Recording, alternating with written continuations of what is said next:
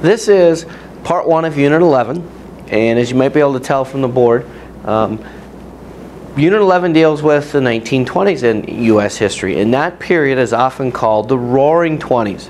And one of the things that we're going to talk about is why is it called the Roaring Twenties, and does it really deserve that name of the Roaring Twenties? Okay, but that's the time period that we're talking about. We're talking primarily just after World War I, after things have kind of settled down. The 1920s kind of kick in and kind of get lumped in here together with kind of the tail end of the war. So we'll start off here talking about something that's a big change, and that's a change in how Americans are living. There's a big change in the American lifestyle at the time. Okay? As you might expect, after war, people have kind of been changed or affected by that war. And one of the things is people are kind of, especially young people, living in the moment. They're not planning for the future so much. If I could compare it to something that's more familiar today, where kids say, if it feels good, do it. That's kind of the era that we're talking about here. There's lots of Americans that are saying, hey, there might not be another next week. There might be another next year. I'm not worried about 5, 10, 15, 20 years down the road. I want to live. I want to experience life. I want to have a good time. I want to forget about the bad stuff of the war. So again, this isn't going to be everyone. Okay, we don't want to lump everybody in here, but there's a significant portion of the population that's going to live for the moment. They're not going to be worrying about too much down the road. A good example of this that some of you might be familiar with is the book The Great Gatsby, okay, which is kind of the book of the era, kind of talks about what the era was like for many people. Okay, and in this book it just talks about free spirits like that, people having good times, going to lots of parties, doing lots of things. That's kind of what I'm talking about. Okay? Also, people want to get rich, and they want to get rich quick. A lot of magazines at the time are telling tales of rags to riches, how Americans came here with nothing or had nothing and built themselves into millionaires. And so they're trying to sell the idea that anyone can do that. You just got to take some risks, you've got to be aggressive, and you got to be willing to work hard. But the opportunities are there for you to get rich and get rich quick. You just have to take advantage of them. And so this becomes the theme for many people in the 1920s. I can compare it something similar. If you stay up late at night and you see a lot of these infomercials that are on TV talking about how you can work at home and make hundreds of thousands of dollars. That's the kind of stuff we're talking about, people buying into that. A huge part of the 1920s is people buying on credit. It used to be in America, it was cash on the barrel. If you wanted something, you went in and you paid cash for it. If you didn't have the money up front, you saved until you had enough. Well, now we have so many products out there, and they're trying to sell these to people. They came up with the idea of installment buying. That means paying so much every week or every month. So you can have the product today, you can have it now, you just have to pay a little bit over time. And so this becomes how Americans pay for things, and they're going to buy refrigerators and radios and vacuum cleaners and toasters and all kinds of gadgets in this way. And we'll talk more about this as we go through the unit, but this becomes a mainstay, a common practice that lots of people are doing this, going away from that traditional thing of being, paying cash only, saving, that kind of stuff. Okay? The American home is going to be more modern right now. We had electricity come in, so at least in the cities, okay, most of the people are going to have access to electricity. That's going to give them all kinds of new things like electric stoves, washing machines, I mentioned before, refrigerators, vacuum cleaners. These are going to make life a little simpler and easier, more convenient for people, a little bit easier. And these are some of the things, again, they're going to be buying on those installment plans. So people aren't going to have to be working as much physically before, because they're buying these things that you see on the board here. Okay, so this is some of the change in how people are living that we're talking about. And we'll continue here. We'll see a video clip on this in class about how important advertising is in the 1920s, and how advertising at this time becomes a huge part of the American way of life, because now we have so many products. Our country is industrialized. We have so many factories. They're producing so many things. we've got to get people to buy those things, and we have to get them to realize their life is incomplete unless you have this product. Or did you know you have this problem? Okay, well, if you didn't, now you do. You have this problem, you've got to have this product to make your life better. So it's just like today when we're bombarded with ads all over. They're using guilt, they're using temptations of a better life. You know, if you wear this tie, then girls will be all over you. Or women, if you have this makeup, then love will appear for you. Or these kind of things. Or are you doing enough for your family? You know, your kids need this. Kind of the same kind of tactics that advertisers use nowadays. But in the 1920s is when that all really started, because now we're making so many products that we need to find people to buy them. And so advertising becomes a part of American life, and it convinces Americans that they need lots of stuff. We become, I guess, in a sense, kind of materialistic, because the advertisers are telling us, unless you have these products, you're not getting as much out of life as you could or should be. And so advertising really convinces people that they need to do this. And again, buying on credit is the theme. Okay, kind of like going to Best Buy and you can pay so much over so many years or whatever. That was something that you had done on, you know, big ticket items like maybe a car or those kind of things, but not on a small scale, and certainly not as much as it is here in the 20s. But corporations and salesmen figured out if they did this, it was much easier to convince people to buy things if they didn't have to have it all up front, because it would just take too long to save that. And they said, you know, you can have it in your home today and, you know, pay it off in so many years and so forth. And that's what a lot of Americans did. The best example of this, or the biggest example, or the product that had the biggest impact, is Henry Ford and the automobile. Okay, now Henry Ford did not invent the automobile, but what he did is take the Model T and make it on the assembly line, and made it so cheap that everyone can afford it, which is what's called here on the board the democratization of the automobile. Okay, we saw the movie Modern Times where they had the assembly line. Well, Henry Ford is the guy that figured that out, and by doing that he made people so much more efficient that they could make these products so much faster and therefore much cheaper. And so the American automobile became affordable for the first time, and just about every family had one. And this dramatically changes how Americans live, of course. Think back to the days when you didn't have a car or you weren't allowed to drive, how stationary you were, how you were dependent on other things. Well, now Americans become on the go. It changes everything about how we live, from a faster paced life to how the landscape of our actual country looks, because we're building roads, we're expanding, people are moving into the suburbs, we're building attractions along the roadside. It even changes things like dating patterns, because now kids can get away from their parents and their chaperones. They can take drives. People go for Sunday drives.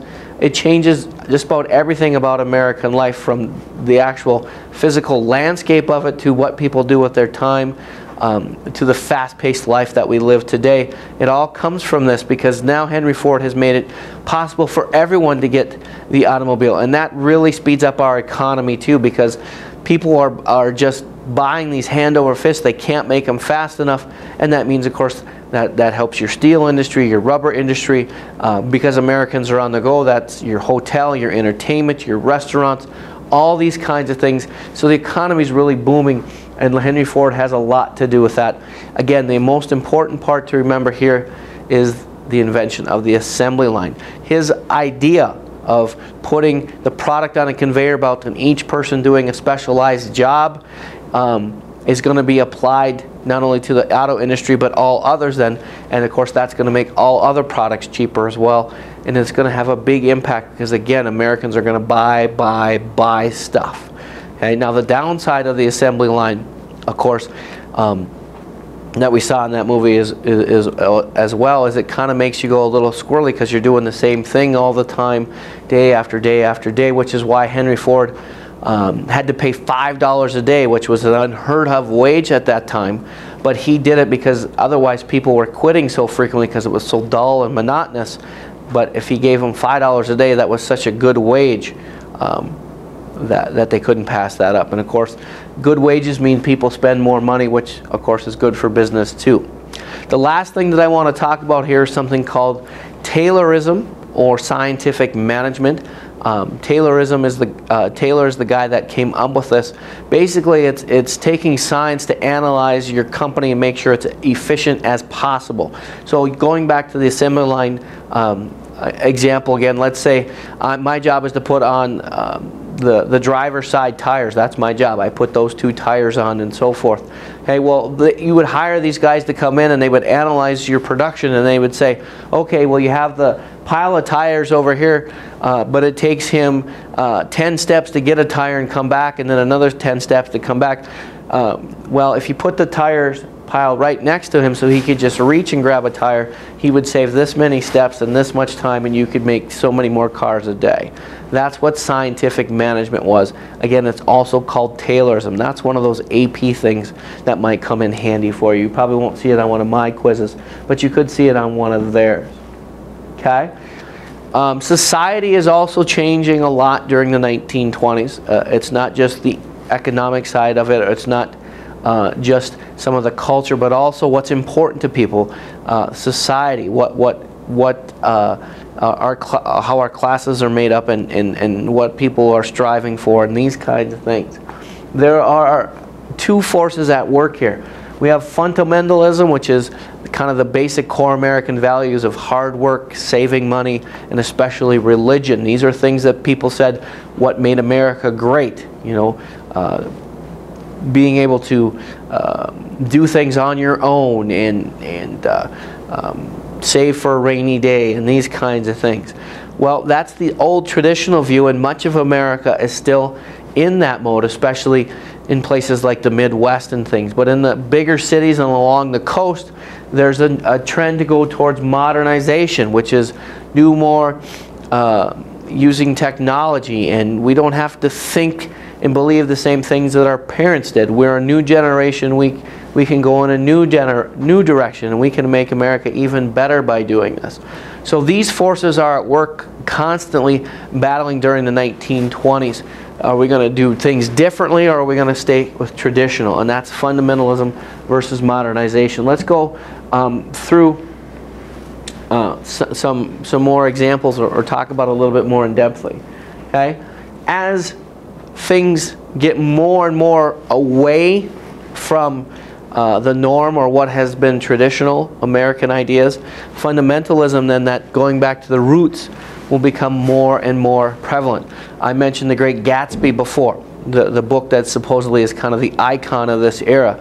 As this guy, life goes on, and he's living for the moment, he becomes less and less happy, and he tries to go back to more of that fundamentalist roots, that core value that made him great. And that's kind of a theme too. So just keep that in mind as we go through that. But the best example I could probably give you of modernization versus fundamentalism is you have the Flappers. These are women that challenge traditional views of women's roles and what women should do in public and what women should say and things like that. Okay, these are Flappers. They question that traditional.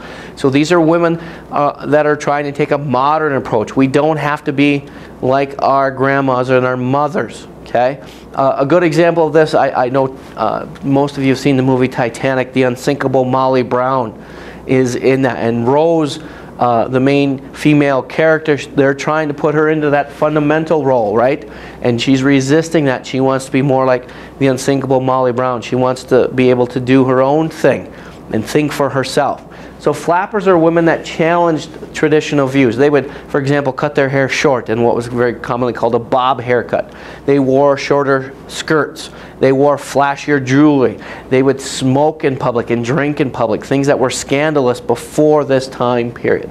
They would be more outspoken. They would dance lively. Okay, so they were just more kind of like probably most of our young women in America today, where they were very open about what they thought and felt, and they were not like a little China doll on a shelf, which is more of a fundamental view that, you know, women are reserved, women are the the best of our society. They need to keep us in check, in line. They shouldn't get wild and crazy. Men do that because they're just dumb and they can't restrain themselves, but women are better than that. Well, flappers challenged all those ideas. They kind of tried to break the mold, and they wore makeup and they danced and these kinds of things. Okay? Another example of this battle between the two is the Scopes trial, or sometimes called the monkey trial, which takes place in Tennessee. This is over the teaching of the theory of evolution. This is back to Charles Darwin again. We've talked about him and his theory of survival of the fittest. Well, that was a very modern idea, and it wasn't accepted as fact. People thought it was a theory, and many fundamentalists said that that's blasphemy. It's anti-religious. It goes against the teachings of the Bible. And so this little town in Tennessee had forbidden that be taught in their schools. John Scopes, the science teacher, wasn't trying to push this on the kids, but he just wanted them to know, hey, there's other ideas or opinions out there. And so he taught this, and he got arrested, and this becomes the trial of the decade. It becomes the big show that everybody's interested in. You remember William Jennings Bryan from the populist days and running for president? Well, he is going to be the lawyer for the prosecution, and he's going to come in there with fire and brimstone and try to make sure this guy's put behind bars. Clarence Darrow is the top attorney in the country, and he's going to be for the defense. And so this is kind of like the big show and entertainment of the decade, because everybody is talking about who's right. Should this guy be arrested for this, or should he been allowed to teach this? That conversation, or fundamentalism versus modern ideas, was taking place at every little cafe, bar, porch in America. People were wrapped up in this. People were constantly reading about this, given daily updates and things like that.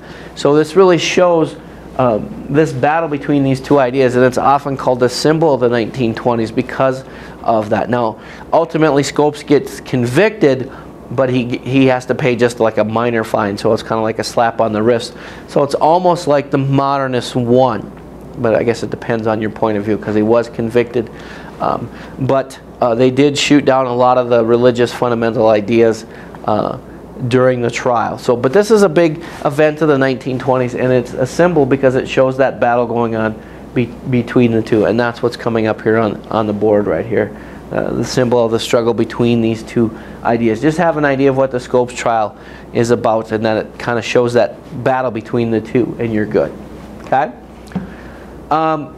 Going on, continuing with our theme here, another example we'll talk about is Prohibition. Now, this is probably what most people already know about the 1920s, Prohibition, or the ban of alcohol with the 18th Amendment.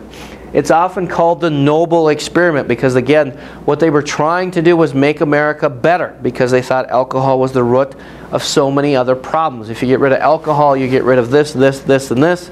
And this, of course, is the culmination of the temperance movement, which we've heard for a long, long time. Okay?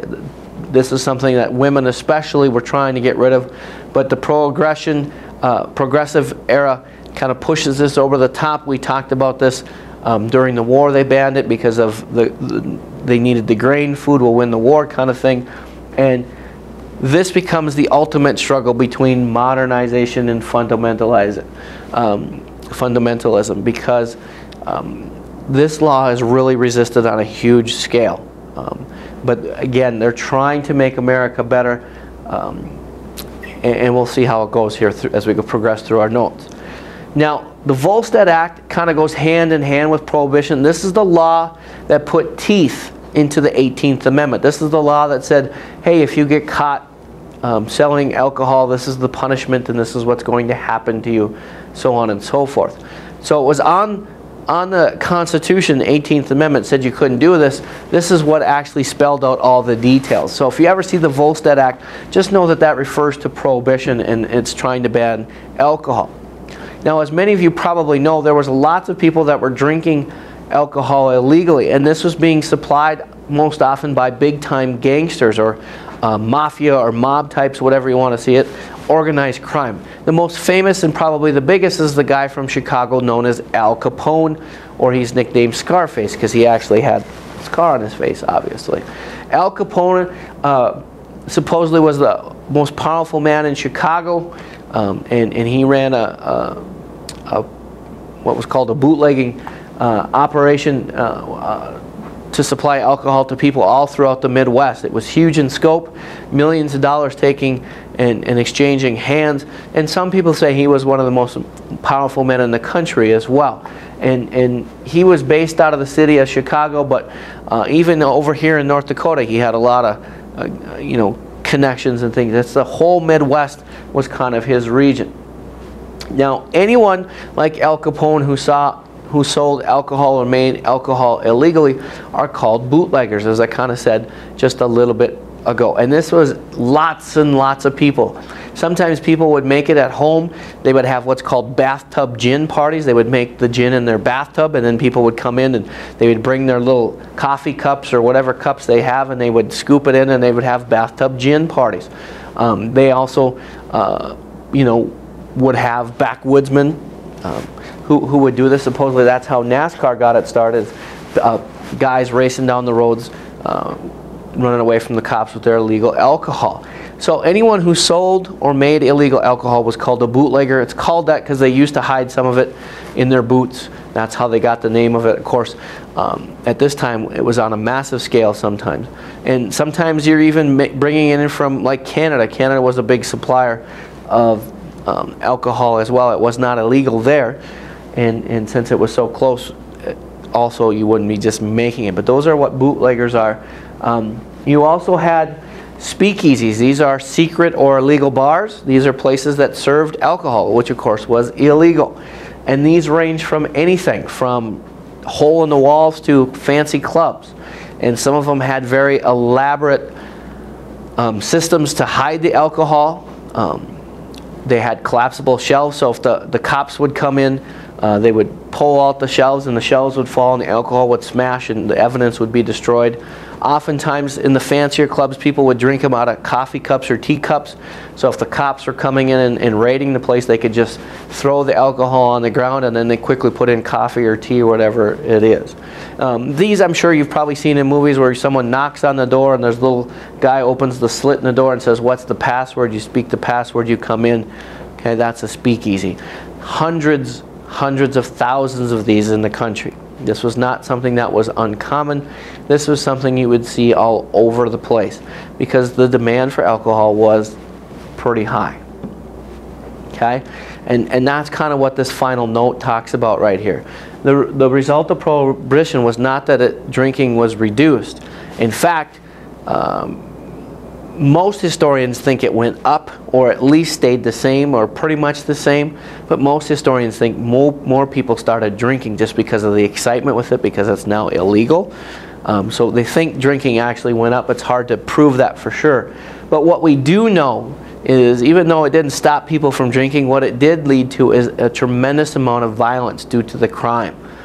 Think of it like illegal drugs today, and you have gang warfare and things like that. So it did lead to some changes, but not the changes that people were hoping with the Noble experiment. It led to more crime. Al Capone, one of the biggest, or I should say the worst examples of that, his group was very, very violent. You might have heard of something called the St. Valentine's Massacre, where he rounded up and executed a dozen or so of his enemies because they were constantly fighting for control of the traffic of illegal alcohol because it was so lucrative. Okay, if you're looking for a movie to do for extra credit, watching The Untouchables would be one that would fit that and talks about Al Capone and the Roaring Twenties. Biggest thing to remember here is why they're doing prohibition. We've talked about that numerous times, but also why it fails. It fails because you can't really enforce it. People don't like to be told what's wrong and right. You can't really enforce their morals, and it's very hard to get people to stop drinking. It's hard to stop it when it's on such a massive scale, which is why they're struggling with the stopping illegal drug use in our country today. It's hard to do. So not only does it not stop people from drinking, but again, it leads to a lot of violence, and ultimately then that gets the government to get rid of prohibition in the 19th Amendment. Or excuse me, not the 19th, the 21st Amendment. That's going to end part 1 of Unit 11.